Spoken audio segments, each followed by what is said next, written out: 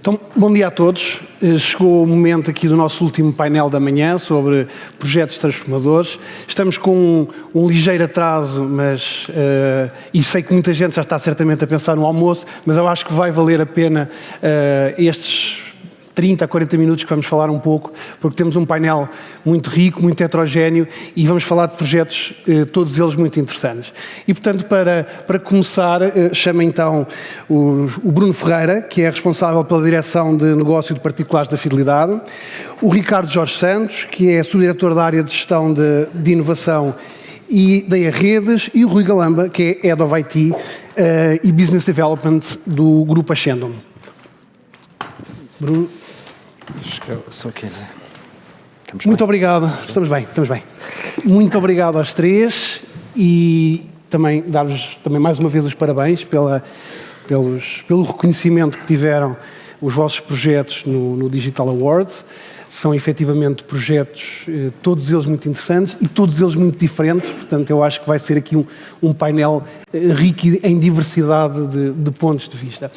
Eu acredito que a curiosidade, pelo menos que eu tenho e que certamente é partilhada com muitas das pessoas que aqui estão, é perceber como é que se põem de pé projetos desta natureza transformadora, baseados em tecnologia, baseados em digital.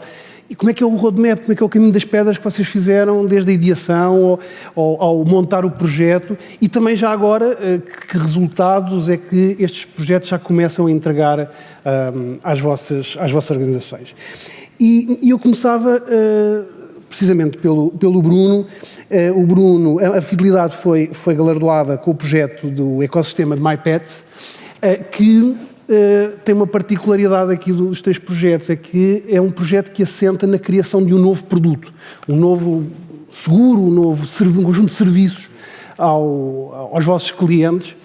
E este tipo de projetos, certamente, imagino eu, que sendo um projeto que está muito alavancado em digital, em tecnologia, porque tem gamification, tem comunidades digitais, tem trackers para os animais, portanto tem muita tecnologia.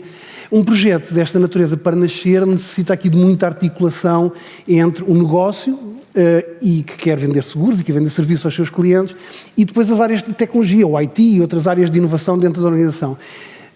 E isto deve ser absolutamente crítico para conseguir pôr de pé um projeto com esta natureza.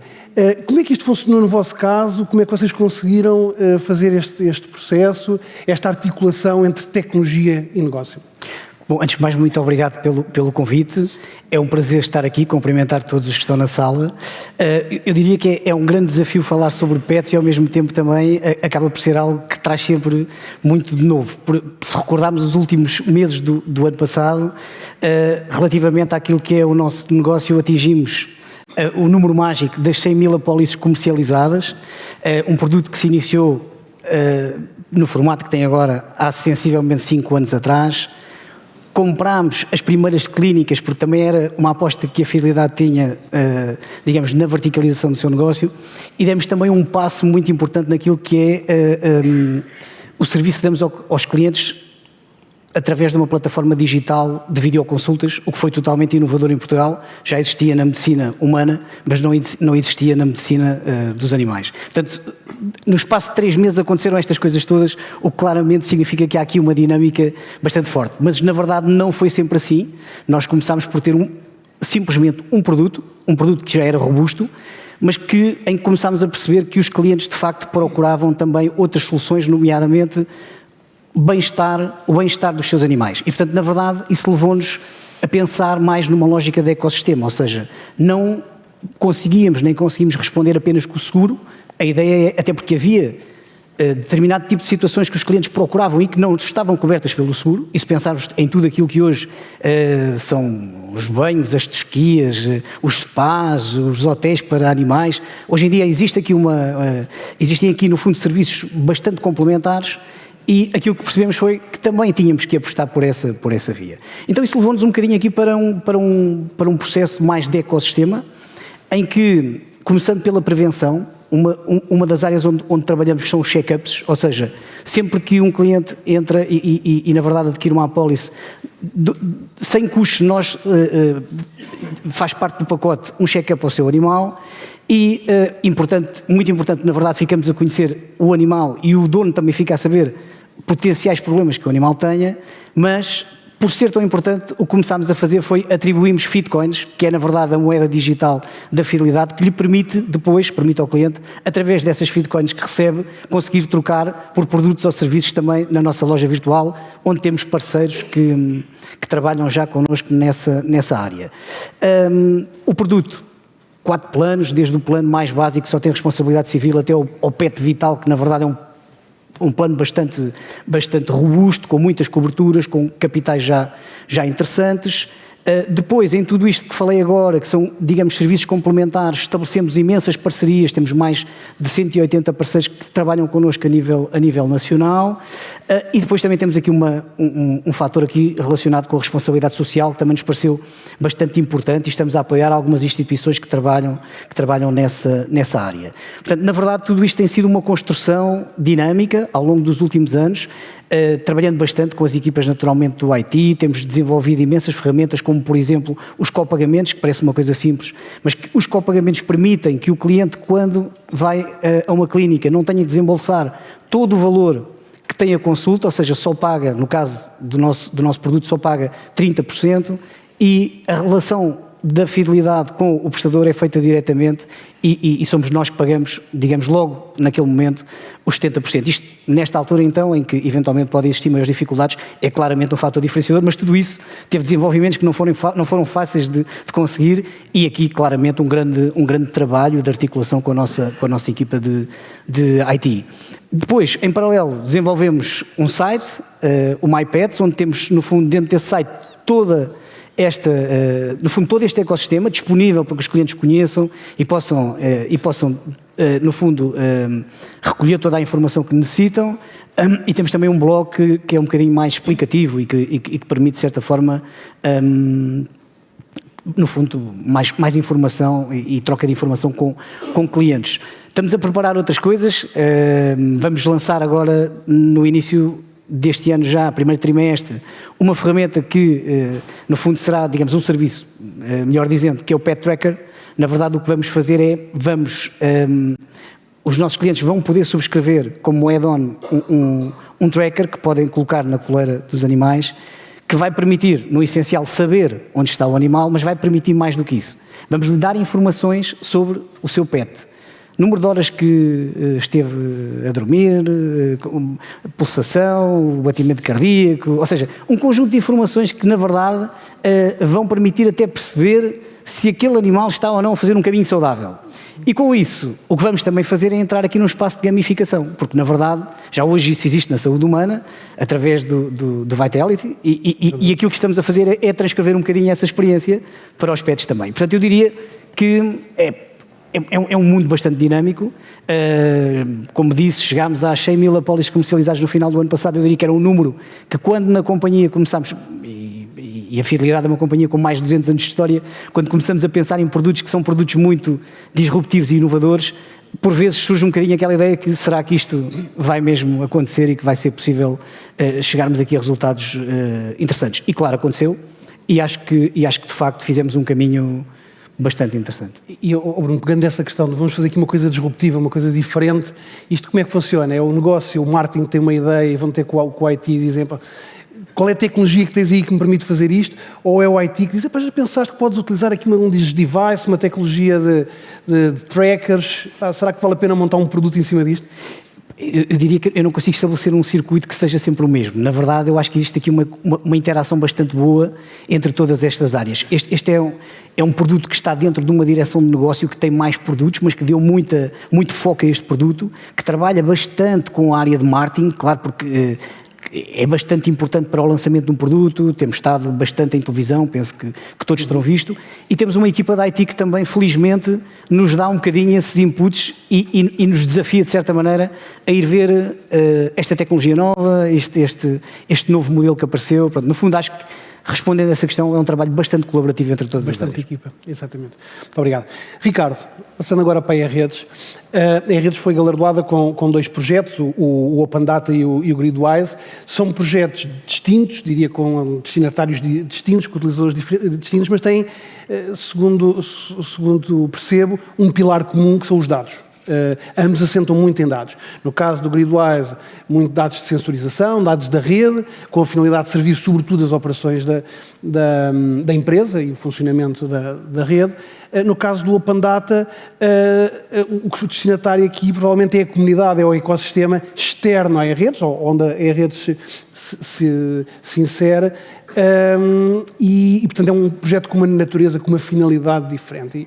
E gostava de explorar um bocadinho essa dimensão do Open Data, de um projeto mais virado para fora, mais virado para a comunidade, porque me parece que o Gridwise, os benefícios para a E-Rede são depois o Ricardo vai falar um bocadinho sobre o projeto, mas são óbvios, são naturais, que em termos de eficiência, de qualidade de serviço. Mas o Open Data, qual é que é a alavanca de benefício do Open Data para a E-Redes? O que é que a E-Redes, no final do dia, vai beneficiar direto ou indiretamente com um projeto desta natureza? Sim, eu concordo com a leitura, genericamente, são 2 projetos muito diferentes. O Open Data, e até do ponto de vista de origem, que cada um dos projetos teve, a maneira como eles foram aparecendo e crescendo, eu diria que o Open Data, de facto, surgiu mais num mix de influências externas e internas. Portanto, há entidades muito importantes para nós, nomeadamente os municípios, a regulação, a academia, que nos vinham a mostrar esta necessidade, a necessidade de haverem mais dados partilhados, obviamente respeitando os requisitos e preceitos de regulamentação e normas aplicáveis, como essencialmente o RGPD, não é? Mas realmente teve até origem, se calhar, mais neste mix de influências externas e, simultaneamente, da percepção da empresa de que se tem de posicionar, se deve posicionar, e isso é a imagem correta, como um enabler, como um facilitador da transição energética e de todos os estudos e análises que têm de ser feitas para permitir que isso aconteça. E realmente a leitura está correta, ou seja, o Open Data, na minha perspectiva, tem essencialmente um valor muito maior para a sociedade do que diretamente para a redes. O Gridwise, teve uma origem completamente diferente. O Gridwise teve um input até muito mais, uma origem muito mais humilde, de um dos nossos programas de ideação, creio que em 2018 ou 2019, em que as pessoas muito jovens da empresa que participam nesse programa de ideação se estavam a perceber de uma coisa que agora já é mais ou menos evidente, que era o nível de constrangimentos e dificuldades que nós tínhamos na gestão das redes de baixa tensão, que são, no fundo, a fronteira final da entrega de energia elétrica nas nossas casas e em alguns negócios. Os constrangimentos que estavam a começar a aparecer derivados dos recursos distribuídos, essencialmente da fotovoltaica, do carro elétrico e de alguma eletrificação do consumo. E foi um projeto que teve uma origem realmente pequena, que foi crescendo, fez um bocadinho o caminho das pedras, foi crescendo dentro da organização. Fomos começando a mudar um bocadinho a percepção e o paradigma de que a gestão das redes de baixa tensão podia continuar a ser como era no passado.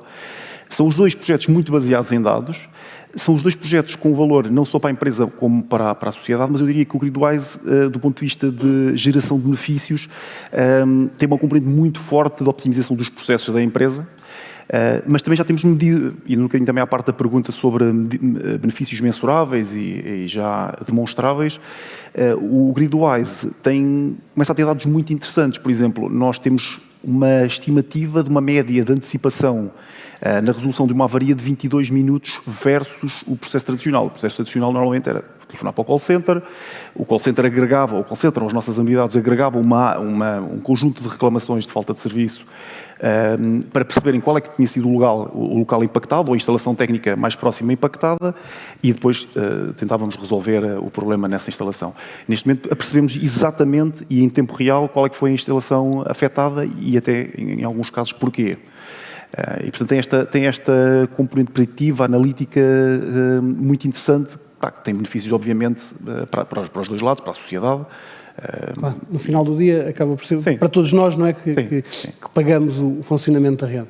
Mas, efetivamente, vocês conseguiram já medir esses KPIs, essas métricas de impacto do Gridwise. E no Open Data, têm ideia de como é que está a ser a utilização dos dados, que tipo de utilizador é que está a surgir para consumir esses dados? Até que tipo de trabalho é que está a ser desenvolvido com base nos vossos dados? Sim, eu nesta fase já não estou tão ligado ao projeto Open Data como na sua origem, mas tenho alguma noção. Nós sabemos que há academia a utilizar os dados, sabemos, neste momento até creio que qualquer pessoa pode consultar, há um prémio até aberto neste momento associado ao Open Data, um prémio para a melhor utilização sobre dados disponibilizados por esta plataforma, que está aberto, tanto quanto sei, a qualquer entidade, mas penso que, historicamente, pelo menos vai acabar por ter uma grande utilização por parte da academia. Portanto, há um conjunto enorme de serviços de futuro, serviços energéticos, baseados nos dados de smart metering, ou outros, que têm de ser alavancados, ou que podem ser alavancados nestes dados. Serviços que, inclusivamente, nós, como experts do setor, não estamos ainda a ver sequer, ou não estamos a imaginar ainda, ou nos parecem muito longínquos ainda. E, portanto, isto é uma das utilizações, claramente. Outra das utilizações é para algumas entidades, por exemplo, os municípios, planearem o seu desenvolvimento energético. Vá lá. Portanto, nós temos, por exemplo, um município português que tem uma das primeiras comunidades energéticas que desenhou os painéis fotovoltaicos, os sistemas de armazenamento e alguns dos requisitos da comunidade energética perante os dados que lhes fornecemos através deste portal e outros dados mais antigos que já lhes tínhamos dado. Portanto, há aqui um conjunto de utilizadores-chave que andam à volta quer dizer, qualquer pessoa pode aceder, claro, na prática, mas podem ser também entidades de mercado, por exemplo, promotores de infraestrutura de postos de carregamento de veículos elétricos, também podem alavancar sobre estes dados para tirarem conclusões sobre a localização perfeita ou ideal de postos de carregamento. Portanto, há uma miríade enorme de possibilidades e eu acho que até não nos estamos a lembrar ainda nem sequer ponderamos muitas delas, penso eu. Ok, é um espaço por descobrir, não é? Sim. Rui, o vosso projeto é um pouco diferente dos outros, como eu dizia no início. É um projeto que é um assistente de serviço baseado em inteligência artificial generativa, virado para dentro, para os vossos funcionários, os vossos colaboradores que têm que fazer a assistência no pós-venda, não é? Assistência sobre as máquinas que vocês vendem. É um serviço muito assente no conhecimento que gera e que põe à disposição dos vossos utilizadores, dos vossos técnicos. E, portanto, eu diria que o driver deve ser, sobretudo, a eficiência operacional que introduz e qualidade do serviço. Conta-nos um bocadinho a história. Como é que surge aqui a ideia? Isto são as operações que vêm ter com o homem da tecnologia e dizem, vamos lá ver se conseguimos melhorar esta parte do nosso processo de negócio, esta dimensão do nosso serviço, ou vocês, mais a área de tecnologia, aqui um pouco um indutor, um driver vamos tentar pôr esta tecnologia ao serviço das operações. Como é que foi no início o processo deste projeto? Bom, eu no meu papel tenho a responsabilidade, a parte mais estranha de business development, que é preciso explicar muitas vezes. A minha responsabilidade aí é ter ideias, não é? Portanto, ou seja, é ter ideias e depois tenho que as entregar. Essa parte está mais facilitada. Portanto, não temos muito... 2 chapéus. Sim, tenho 2 chapéus nessa perspectiva. A história em concreto, nós, fruto da nossa história... Quer dizer, seguros, a fidelidade e a rede de dados a gente conhece, mas se calhar para ter um bocadinho mais de contexto, perdia 30 segundos a dizer o que é que a Ashano faz. Nós distribuímos máquinas de construção pelo mundo inteiro, somos uma empresa familiar de capital 100% português, estamos presentes em 15 países, faturamos 1,3 bis e temos cerca de 1.500 empregados. E o que nós fazemos é vender máquinas de construção pesadas, maquinaria grande, custa meio milhão de euros, 200, 100, coisas que não andam na estrada, o que se chama off-road machinery, e ao vender depois temos contratos de assistência. Pronto, e o projeto foi nos contratos de assistência e manutenção, porque as máquinas estão sempre a variar e é preciso repará-las e substituir peças. Como se de um carro se tratasse, é um carro um pouco maior. Mais complicado. Certo. E, portanto, a nossa história levou-nos ao ponto de que há 3 anos mudámos um bocadinho a nossa estratégia de investimento. Nós crescemos muito por aquisições nos últimos 20 anos. Esse caminho estava um pouco esgotado e a estratégia de investimento levou a que se criasse um programa grande de transformação na Ashano, com uma parceria forte com um fornecedor. E no âmbito desse programa, que passa muito por transformação digital, mas também por outras coisas, mexer um pouco na organização aqui e ali. Há uma série de iniciativas e portanto, nós temos a organização toda a trabalhar para esse programa. E há cerca de um ano, eu e o meu CEO começámos a falar, devíamos fazer qualquer coisa em AI, devíamos fazer qualquer coisa em AI. E eu, Paulo, mas isto, a organização já está estressada, sim, mas precisamos de se estressar mais. Desta conversa, fomos a São Francisco, falámos com umas startups, vimos uns modelos e estávamos prontos para, bora lá experimentar qualquer coisa.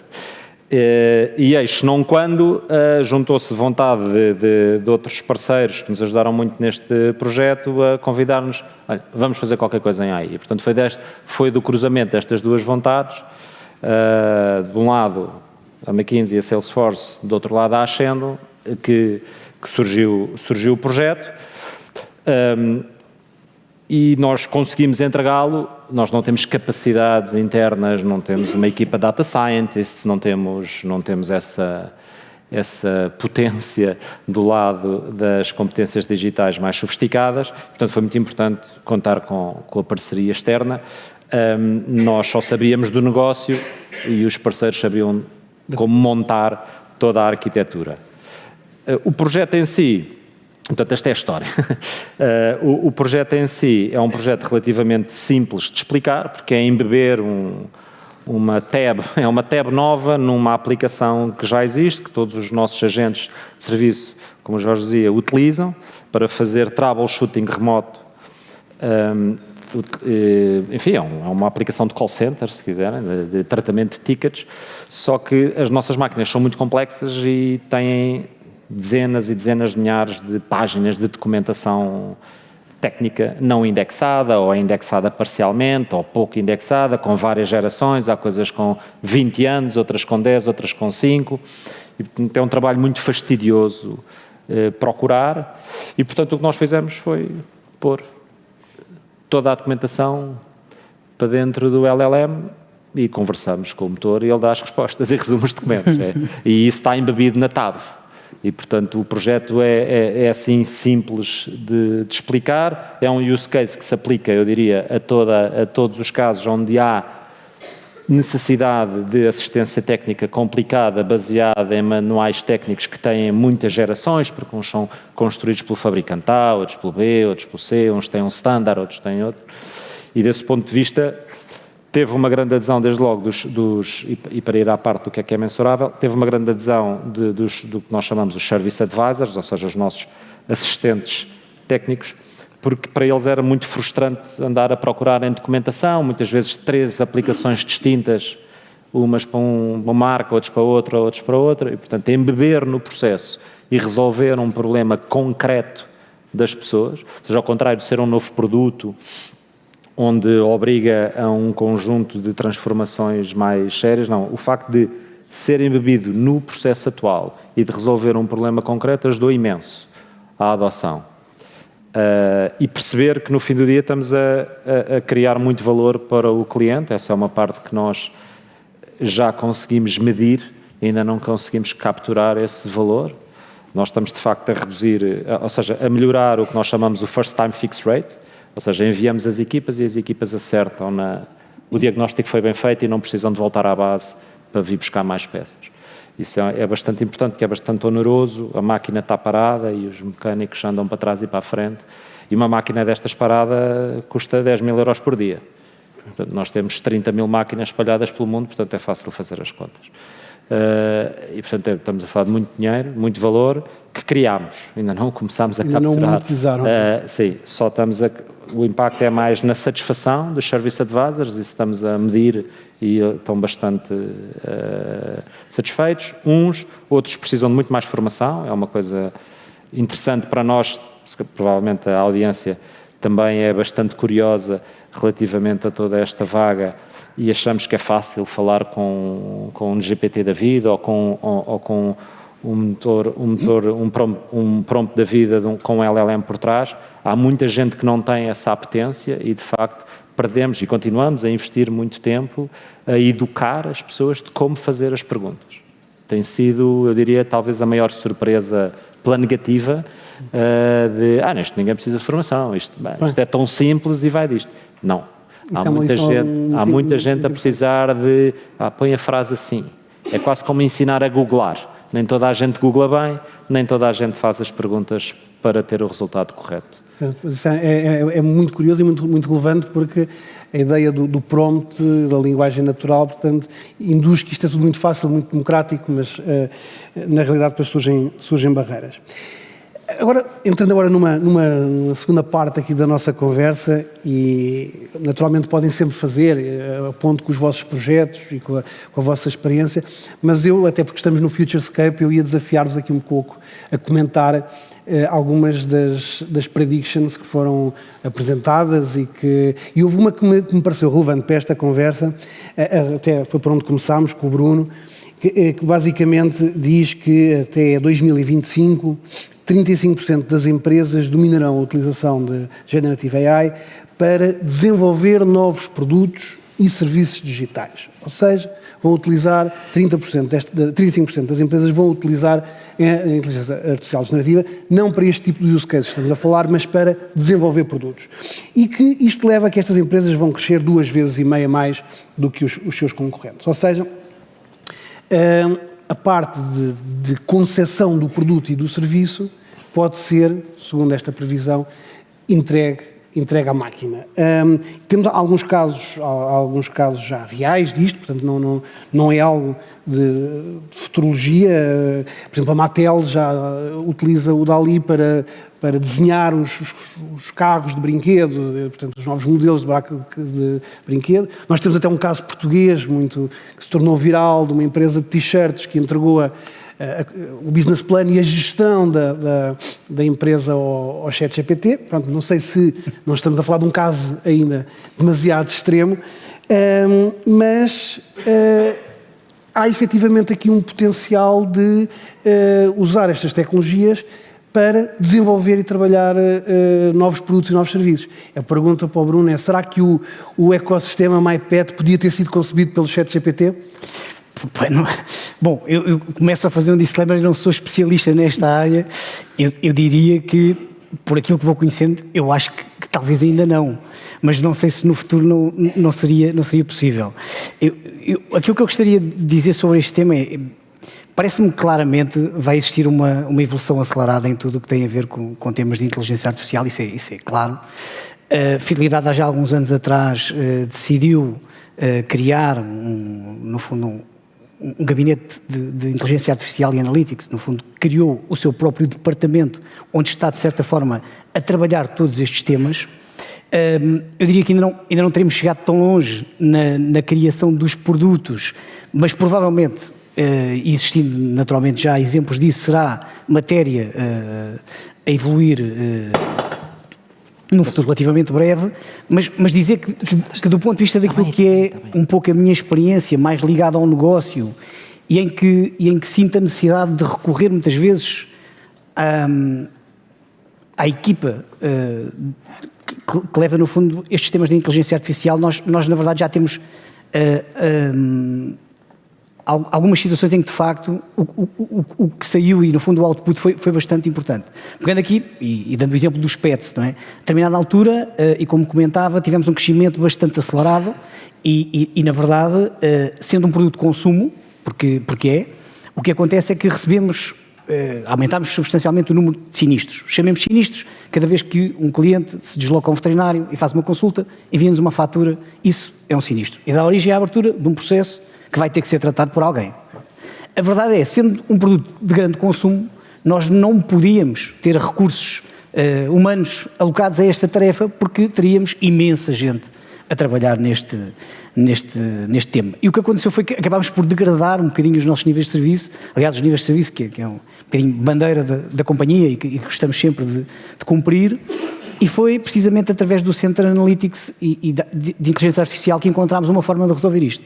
O que criaram e que nos ajudaram de certa forma a criar, e naturalmente trabalho desse centro, foi uma ferramenta que consegue ler a informação que chega na fatura, pega nessa informação e consegue introduzir todos os dados dentro do nosso sistema operativo. Ou seja, na verdade, pega naquela informação, coloca dentro do nosso sistema, abre-nos um processo automaticamente e estará, à partida, num futuro, ainda não é o momento, estaremos em condições de garantir que conseguimos regularizar aquele sinistro. Tem atenção muitas variáveis que estão por trás. Se o cliente tem a cobertura, se o cliente tem capital disponível, ou seja, vai buscar bastante informação para conseguir depois, no fundo, dar-nos este output.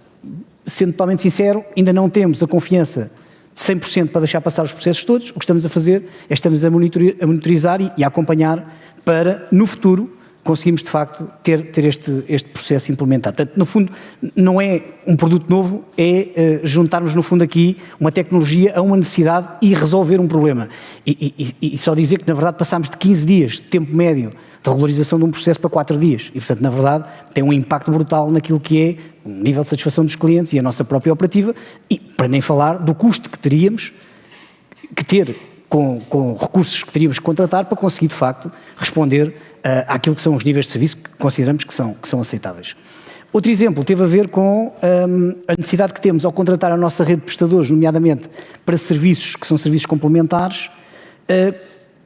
Ao contrário do que era feito desde sempre, começámos a pensar como é que também esta inteligência artificial nos poderia ajudar a conseguirmos dar o tiro certo, se assim se pode dizer. E o que começámos a fazer, e pedimos ajuda aqui dos nossos colegas dessa área, foi ajudem-nos a perceber, olhando para aquilo, para os nossos clientes e para as suas moradas, sabendo onde é que eles estão geograficamente e cruzando com aquilo que são os prestadores que sabemos que existem, porque existe informação disponível sobre prestadores, seja do ponto de vista veterinário, seja do ponto de vista dos serviços complementares, cruzar esta informação e, no fundo, ajudarem-nos a acertar com as zonas onde geograficamente nós deveríamos contratar mais prestadores. É algo relativamente simples, mas na verdade, hoje temos, do ponto de vista da cobertura geográfica, mapeados todas as zonas onde devemos de facto apostar e claramente as zonas onde não teríamos que apostar. E chamámos esse projeto um Location Intelligence, na verdade desenvolvido pela equipa de AI e que acabou por, na verdade, nos trazer um resultado bastante importante. Obviamente, hoje já trabalhamos leads, como todas as empresas seguramente o fazem, cruzando informações que recolhemos dentro daquilo que é a informação que temos disponível da companhia, que isso nos ajuda a captar mais negócio. Claramente isso penso hoje já é algo que é... Ou seja, não é tanto na criação do produto, mas depois no fine-tuning e na viabilização daquilo que vocês idealizam e querem fazer, não é? Exatamente. Ricardo, e no mundo da energia, acreditamos que podemos pedir ao ChatGPT que nos desenvolva produtos inovadores e ele vai ser capaz de os fazer? Eu acho que a GenAI vai ter aqui duas fases. Se calhar a distinção no tempo não vai ser muito evidente, mas acho que vão haver duas fases. Para já, acho que o foco do GenAI, na minha perspectiva, na nossa atividade, vai ser muito a de eficiência operacional, de substituir funções de, por exemplo, consulta de documentação técnica, esclarecimento de dúvidas dos clientes, um bocadinho de substituir algumas funções mais simples dos nossos call centers, para processos mais complexos em que exige muita documentação interna. Eu vejo muito mais uma fase inicial, e é isso que já estamos a começar a ver em algumas aplicações concretas, mas vejo uma evolução para, não sei, obviamente na minha esfera de atuação, nós não somos uma empresa de produtos nem de serviços em mercado, não é? Mas na minha esfera de atuação eu consigo imaginar muito mais o GenAI a resolver problemas muito complexos para os quais as abordagens tradicionais da investigação operacional ou simulação ou já não conseguem dar resposta. E isso é devido ao aumento de complexidade enorme no nosso mundo, em particular aqui no setor da energia, não é? Em que o volume de dados e as possibilidades de utilizar esses dados para novos serviços é absolutamente, quer dizer, teve uma evolução absolutamente espantosa, não é? E, portanto, eu vejo muito mais o futuro da GenAI focada no desenvolvimento desses novos serviços de energia, novos serviços que vão permitir que os clientes se envolvam muito mais naquilo que é o setor energético, na sua forma como consomem energia e que com esses serviços se facilita um pouco também a transição energética.